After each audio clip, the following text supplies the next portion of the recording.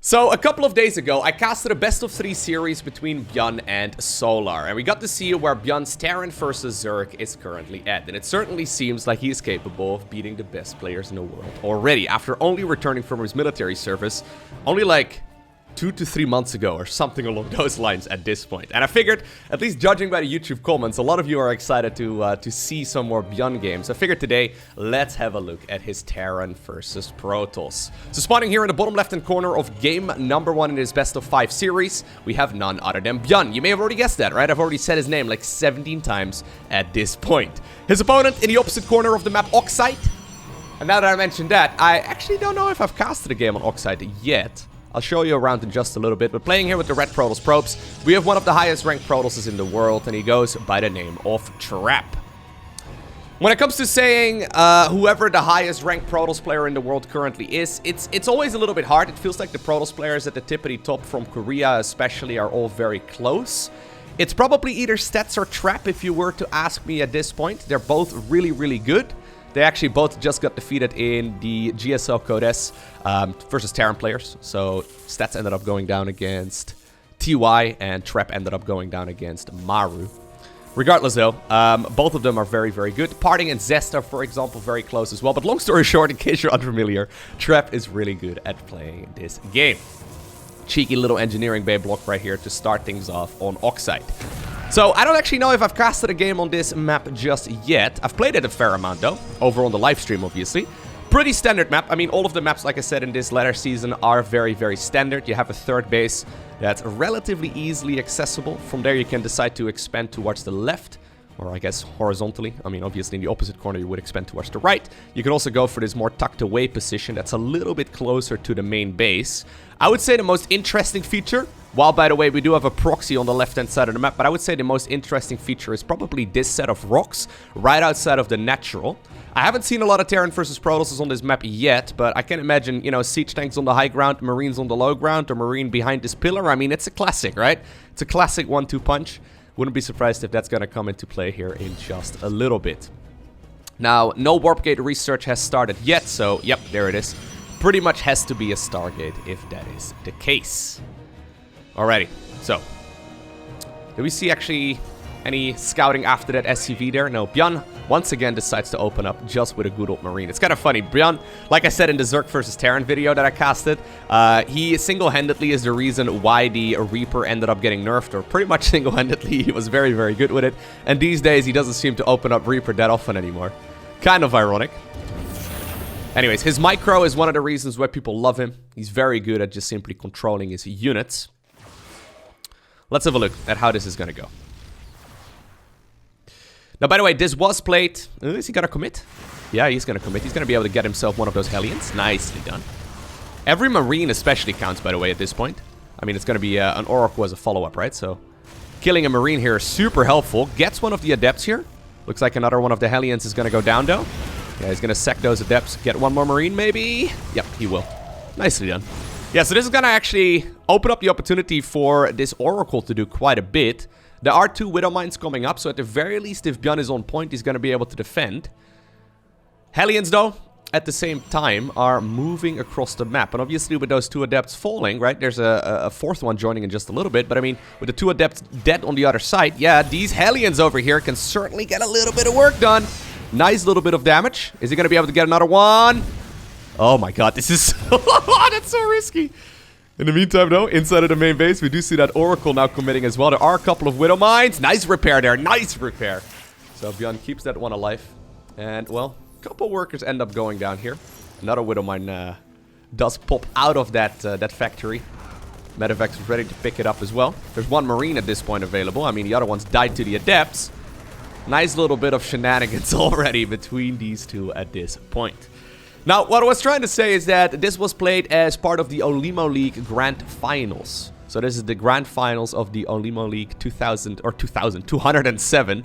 In case you're unfamiliar, it's a weekly tournament, especially between Korean players. So I'll go ahead and post a link to their Patreon page down below in the description of this video. Highly recommend you go ahead and check it out if you want to support SC2 and esports.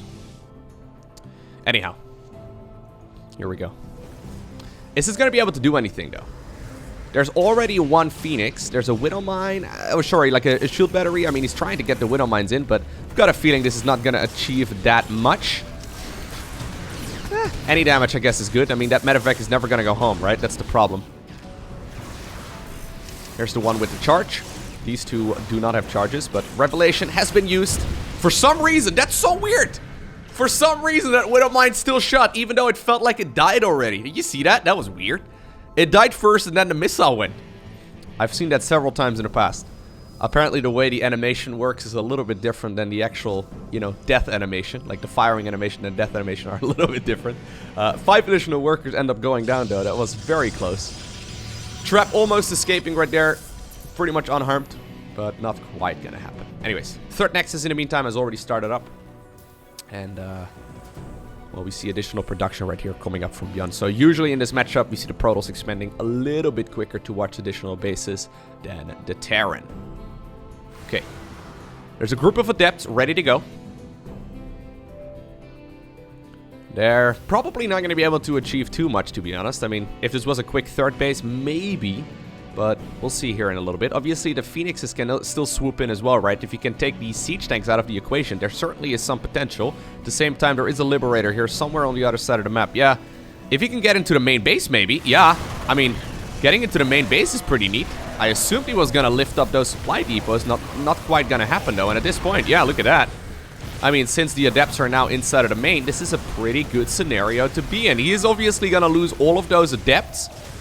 So the SCVs are actually mostly the reason as to why that happens. Looks like the Oracles have a little bit of energy remaining. Phoenixes and Oracles are still alive. Nice little bit of harassment. Now, where did that... Well, the Liberator actually got picked off already. Okay. I don't know where the Liberator went. Okay, so this is a little bit back. It's when the Adepts get surrounded over there. There's, in the meantime, a Liberator inside of the main base. This is one of the features, man, of... casting from replays rather than live. Okay, yeah, so this guy does actually get a fair amount of kills.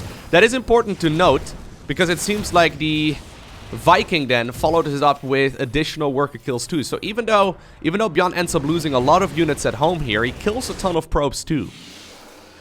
This has been an absolute slaughterhouse of a game so far. Look at that. Lots of workers have gone down in these first 7 minutes. Vikings obviously deal bonus damage to mechanical, and that's basically all Protoss units. All the relevant ones anyway, so it's including those probes. That's 14 workers going down. One Liberator, one Viking, doing about as much work as all of this army here from the Protoss player. Alrighty. Third Nexus on the back of this, though, was acquired, right? Where exactly is ByuN gonna take this? He's got himself the +1 finishing up. He's going into the third command center. Stimpack is coming up. He needs to start combat shield. I was gonna say, he is missing one of the important upgrades. He could maybe go for a timing attack once that combat shield finishes up, but it does feel a little bit on the later end of things. Obviously, while that's all going on, Protoss can tech up. Is he gonna go into a Robo Bay? Pretty sure that's what that probe is ready to do here in just a little bit. I mean, once Trap realizes that he's got the gas for it. Actually, no. It's just going to be an additional gateway here. Alright. Anyhow, doesn't really matter for the time being because the Terran player has already decided to move out. Stimpack in hand. Syringe in hand. I don't know how Stimpack is administered, okay? I don't really know. They don't have combat shield is what I was trying to get at. This is actually a pretty scary timing attack at this point. Nice slice off right there with those sentries. There is a pylon finishing up there, but no shield battery anywhere just yet. Phoenix is still providing a ton of value. Right now the Stalkers decide it's the time to jump on top of the siege tanks. Always seems like a bit of a gamble to me if you don't have overwhelming numbers. Very close battle here though. Economic advantage obviously on the end of Protoss, right? So that is super important to point out. Because, I mean, while this is going on, Protoss is getting more and more value. The only problem is that he needs to be able to stop this push here without taking a significant amount of losses. Third CC in the meantime is floating on over as well, if you look at that mini-map. Nice little bit of micro here on the Stalkers. Medevac's providing a ton of value here, though. Only a handful of Marauders remain. Nice pickups once again on those Phoenixes. There are a couple of Widow Mines burrowed all over this place. Yeah, he's gonna go for Immortals for now instead. I don't mind that idea at all.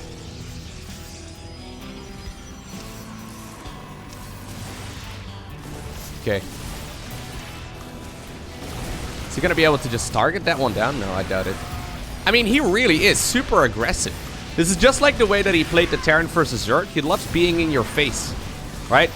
You can certainly go for some multi-pronged harass as well, but he's just set his rally points of all of his unit-producing structures to the other side of the map. That one tank that left over from, or that was left over from earlier, got a whole bunch of damage done there. Immortals once again get picked up there. Marauders picked up and microed with the Medivac.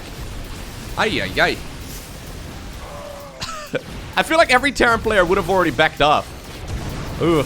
Okay, that one was a traitor. That Widow Mine was a traitor, but... I feel like every Terran player would have already backed off, but for some reason, ByuN is still fighting over here, and it seems like he's actually making it happen. Or making it happen. Now, usually these fights are determined by the Medivacs especially, so these Medivacs are now all out of energy, meaning that this army is not nearly as good as it actually looks. I mean, if you get one good engagement though, it certainly is going to help out. The shield battery is super late. I wished he actually had that a little bit earlier. That would make it significantly easier to defend against this. It's basically an all Marauder production, it seems like right now, though. It's a lot of Marauders here, 13 of them. If you can pick up the Immortals, these units of Protoss die very, very easily. There's not that much micro available, no Prism or anything along those lines. There it finally spawns. Okay, he's going to be able to, at the very least, juggle those Immortals if he really wants to. Very critical to do that right. Once again, good pickup micro as well by ByuN, who continues this relentless assault. Widow Mine does connect there with the Prism. That one has very little health remaining, but it needs to stay alive, right? I mean, if you lose those Immortals, if you lose the Prism, this Terran army is just going to walk over you. Once again, Zealot decides to charge forward there. It gets nipped by the Widow Mine. Good micro there by Trap. These pushes are so scary, man. Like, if you're anywhere below, I would probably say like 6k MMR, you just die. Like, to either of these two players, you just lose. The micro required to do all of this well is actually insane.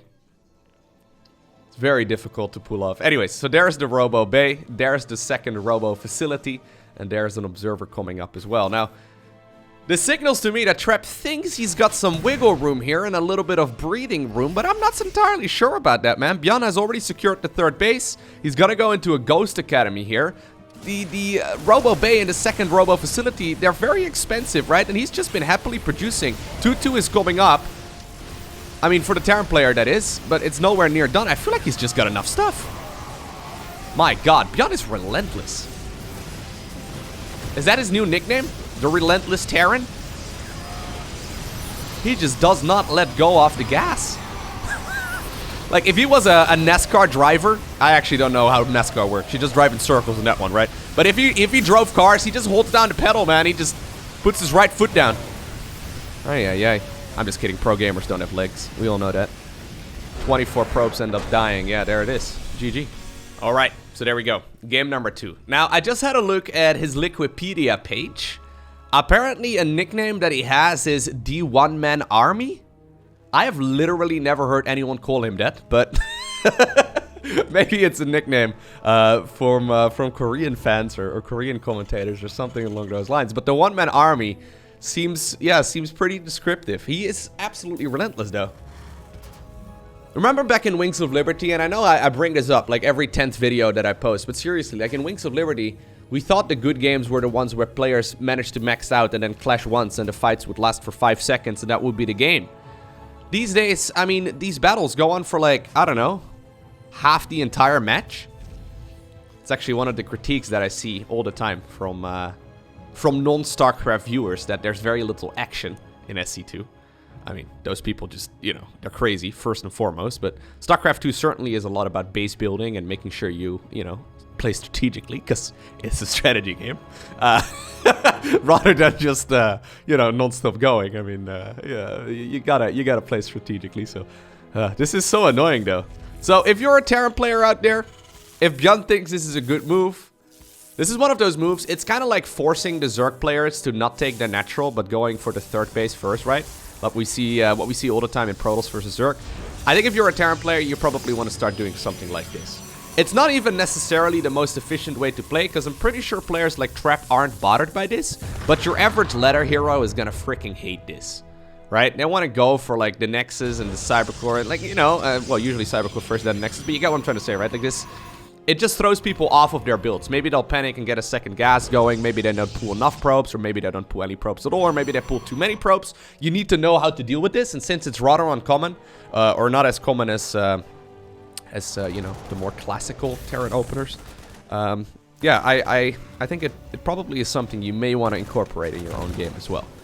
Now, since we are at the beginning of this match, real quick, let me show you, or let me tell you rather, the Olimo League 207 results other than the grand finals. So I just had a look at that and I accidentally spoiled myself for this series. I'm an idiot, but anyways, when it comes to making it to the grand finals of this little event, ByuN took down Patience 2-1, Creator 2-0, Hurricane 2-0 as well. So those are 3 Protoss players.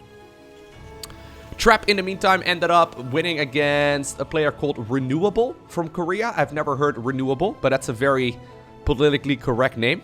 2-0 against him. I guess he's a new guy. He won 2-1 against Cyan, a Chinese player, and then 2-0 against Dream. And then they met in the grand finals. I like the Olimo League, man. Like, one of the reasons I cast a bunch of Korean SC2 is because of Olimo League. So, you know, in case you're unfamiliar, at the very least, remember the name. They've been putting out content, well, for 207 weeks. Plus, I guess, the monthly finals. So they've been putting out content for many, many, many years. And I guess it's also one of those things, like, in StarCraft 2, we have the same names over and over and over again.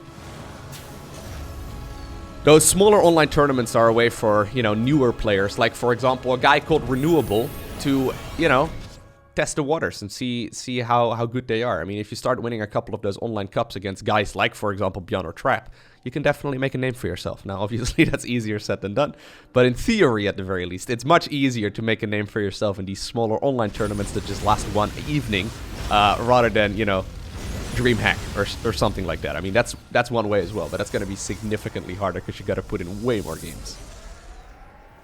Anyhow, once again, a Stargate opener here from Trap. Nothing too surprising. Quicker Robo as a follow-up this time around, so a little bit of variety. It's going to be a handful of those Phoenixes, really helpful. I mean, these days, obviously, Widowmine drops still super popular. There we go. Once again, a Widowmine drop is coming across the map. For a while, we saw a lot of Cyclone openers in TVP, but haven't seen a whole lot of those recently. Yeah, there's something nice and comfortable, okay? Like the Widowmine drop, it's like a nice warm blanket in Terran versus Protoss.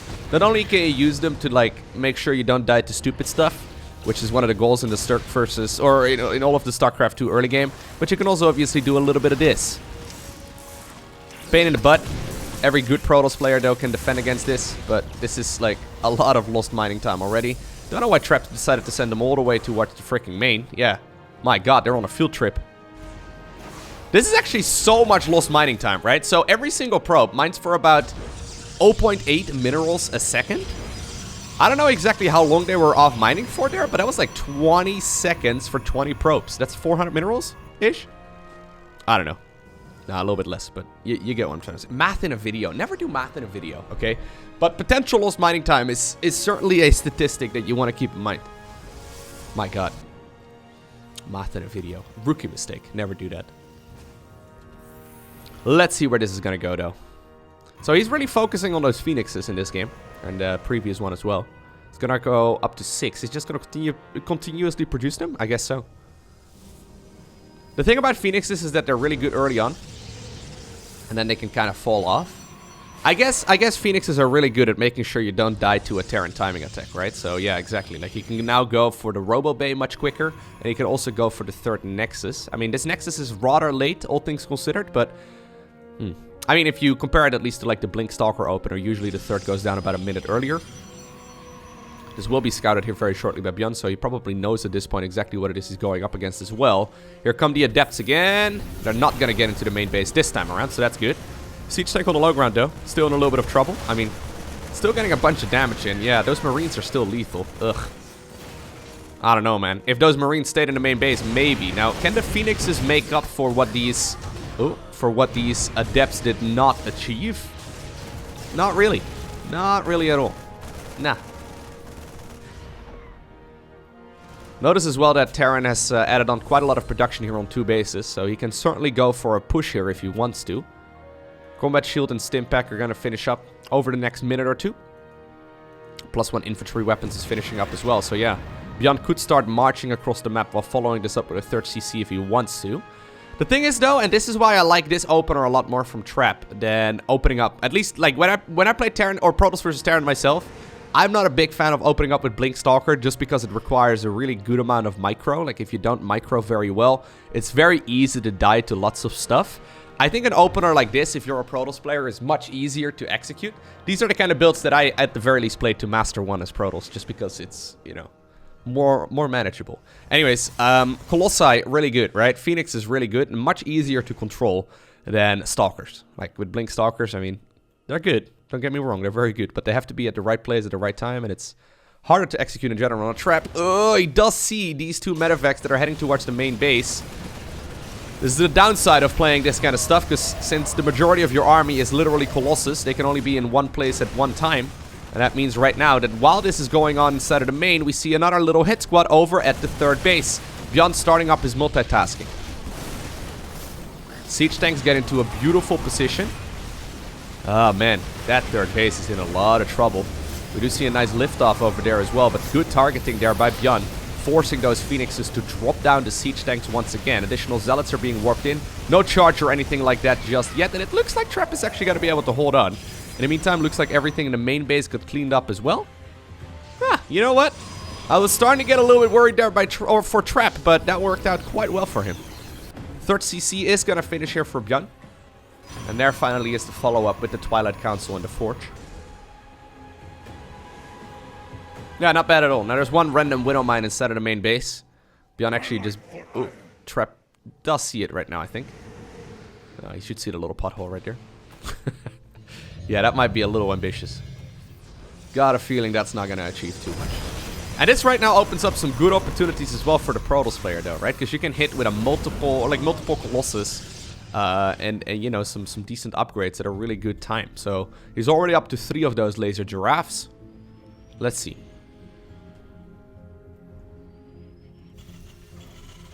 Ghost Academy comes up again. Very similar approach here from ByuN as in game number 1. Slightly different timings, but the idea still counts. Those force fields are helping out the Terran player more than the Protoss, man. I guess as long as the Colossi are, you know, zapping away. Yeah, this is pretty good.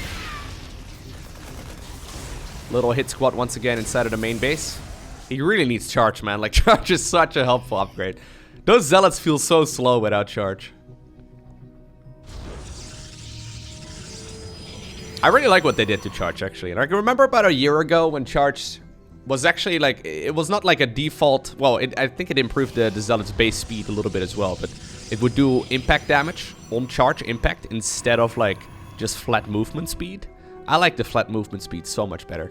Like, Zealots these days are actually really scary. I mean, they were back then as well, but I don't know. The impact damage kind of made a lot of Protoss games be about the 2-base all-ins, and without the impact damage, it seems like those timing attacks are way weaker. Can he get a unit here? Oh, hold up.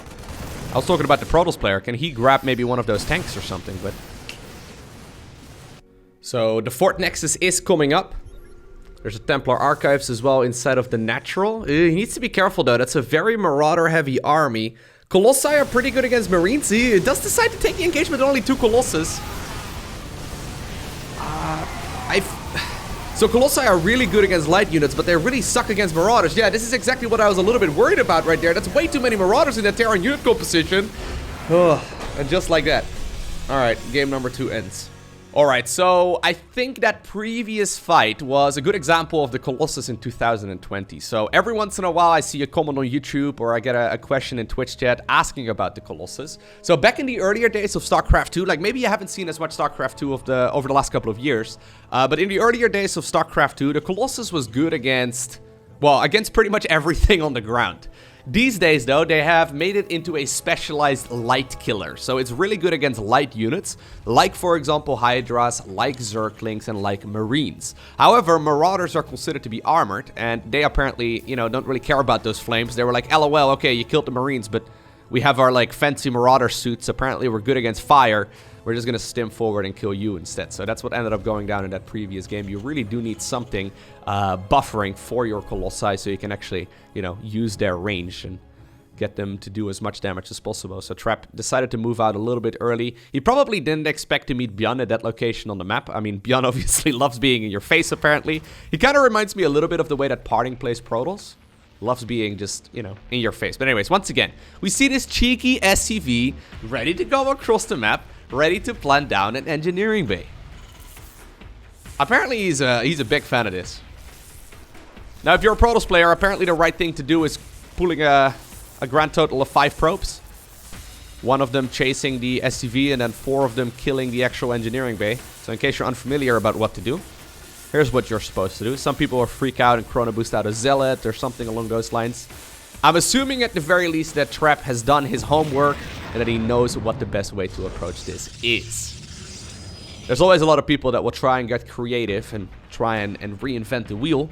At the very least, like, I've always played StarCraft 2 with the intention of just, you know, doing what these best guys are doing, right? Like, if Trap does this, it's probably the best way to play, right? Like, I don't really, you know, I don't really feel like doing the math myself or trying out all of the different approaches myself.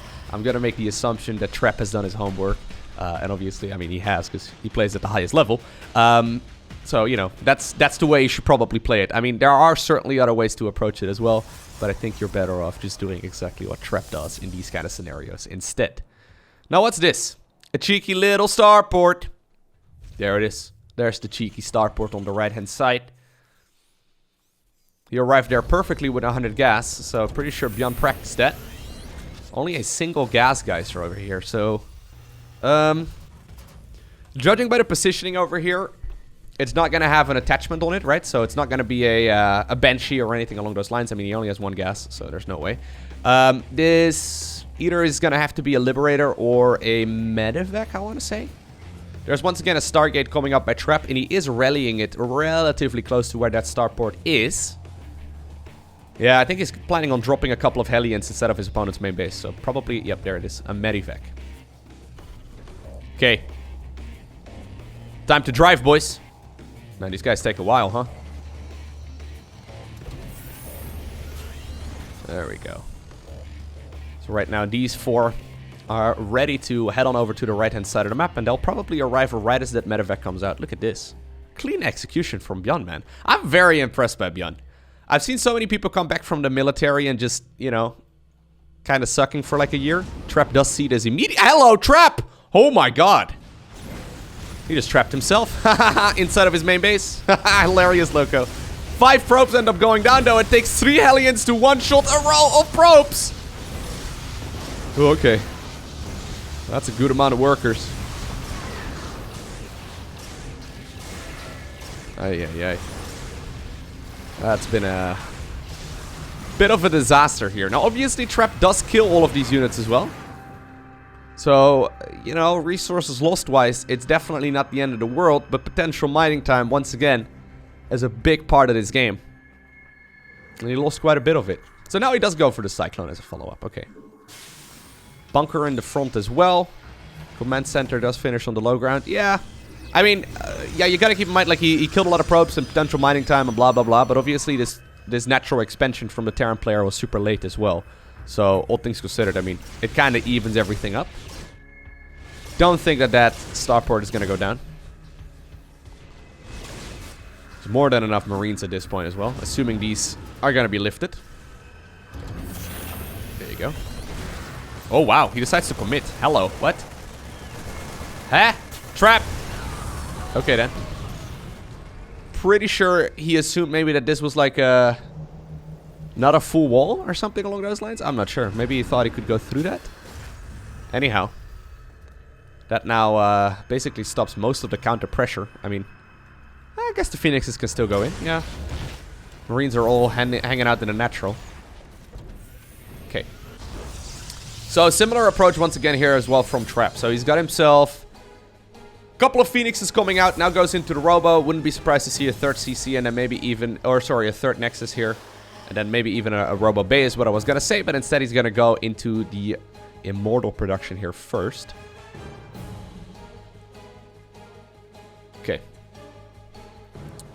So this is a hit squad of Marines without Stimpack, without +1, without combat shield. So this is a very strange, really strange little army here moving out. There's the Robo Bay, by the way. So he decided to get one of those Immortals. And now he's following it up with the Robotics Bay.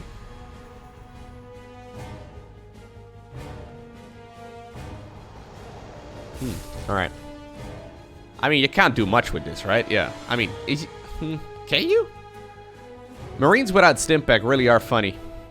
I never know how to, like, judge them, you know? Because this fight, like, numbers-wise looks pretty good for the Terran player, but then I've seen many engagements where without Stimpack it just doesn't do anything. Liberator in the main base does get 5 probe kills here. Very good. Looks like it's going to be able to fly away as well. I guess the Marines are just used for zoning right now to make sure that these Phoenixes do not go after the Liberator.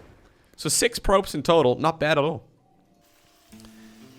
Yeah, so in this kind of scenario, right, we don't see the Protoss with a 3rd base, and we see the Protoss player pinned back here, which always worries me a little bit, because this is a similar situation as we saw in game number 1 and 2, except this time around Trap doesn't have that 3rd base, right?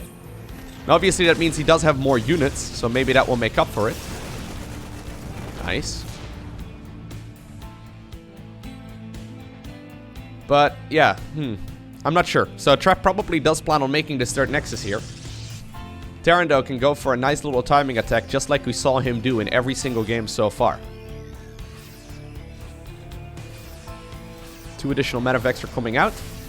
We'll see. He could also just expand, obviously, behind this, but it seems like ByuN is a big fan of just, you know, starting up the assault and then parade pushing straight towards his opponent's 3rd base.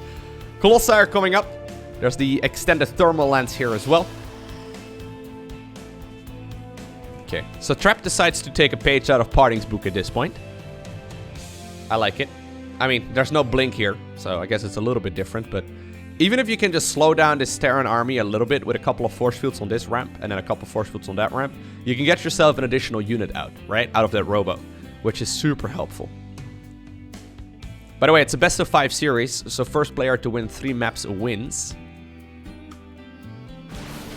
Yep, forcing the siege up. Very nice. He doesn't want to fight here. Grabs himself a couple of, or rather a couple, just 1 Cyclone. This is what you need to do, man. Very nice. Doesn't look like a big deal, but that's, I mean, it's a small Terran, or sorry, a small Protoss army, but this is buying him a bunch of time. So the supply count is now catching up.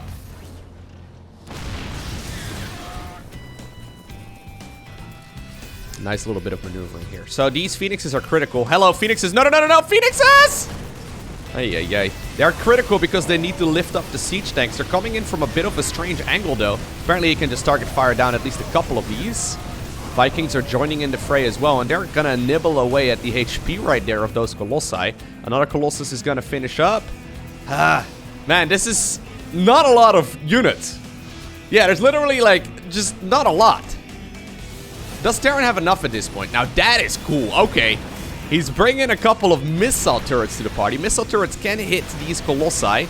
Apparently, though, Trap is sniffing out what's happening. He realizes, okay, I need to break this soon. He does have the range right there of 1 shield battery in the natural. Shield battery in the 3rd.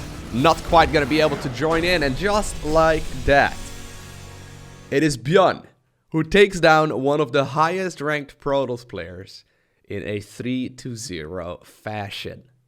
I hope you enjoyed watching this video. If you did, hit that like button down below. If you want to see more, hit that subscribe button. I will try and see if I can cast a series of Terran versus Terran featuring ByuN as well, okay?